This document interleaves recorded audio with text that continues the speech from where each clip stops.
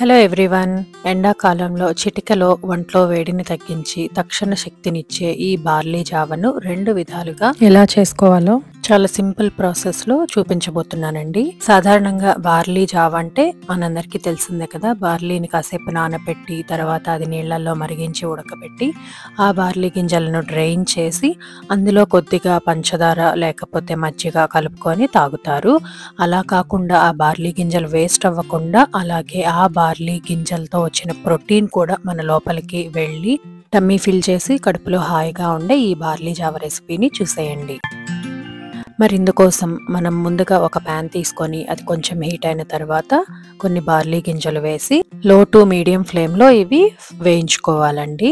చాలా తక్కువ సమయంలోనే ఇవి వేగిపోతాయి. అందుకని దగ్గరుండి మీడియం ఫ్లేమ్లో ఆర్ లో ఫ్లేమ్లోనే వేయించుకుంటూ ఉండండి. అలాగే ఇవి వేగినయి అనడానికి చాలా కమ్మటి స్మెల్ వస్తుంది. అలాగే కొద్దిగా కలర్ కూడా చేంజ్ అవుతాయండి.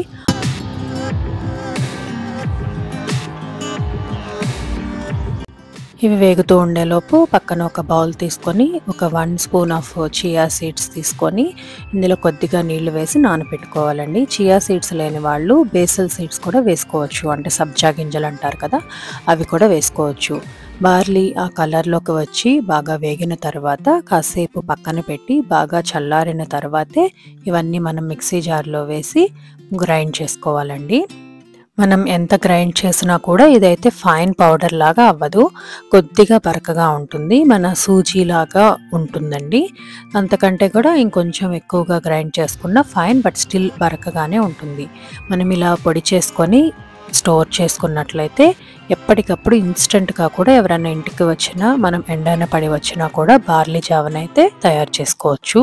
ఇప్పుడు ఈ వేయించి పక్కన పెట్టుకున్న పొడిని ఒక 1/4 స్పూన్ అయితే తీసుకున్నానండి నేను. తీసుకొని అందులో కొద్దిగా వాటర్ పోసి లంప్స్ లేకుండా మిక్స్ చేసుకోవాలి.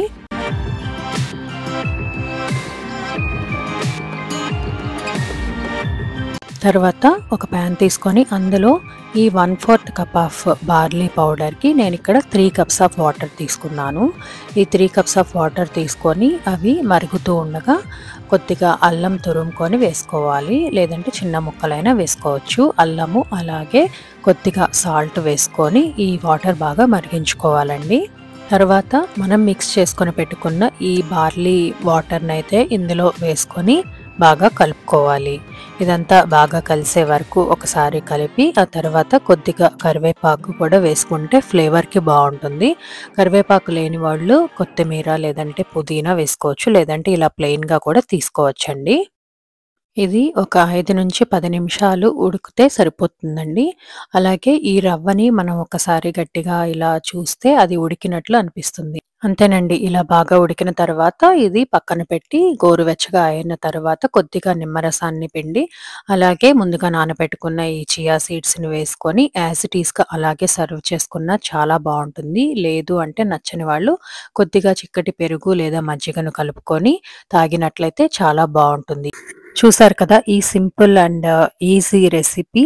మీ అందరూ కూడా తప్పకుండా ట్రై చేసి ఎలా ఉందో కామెంట్లో మెన్షన్ చేయండి. అలాగే మీ ఫ్యామిలీ అండ్ ఫ్రెండ్స్ అందరికీ షేర్ చేయండి. Thank you.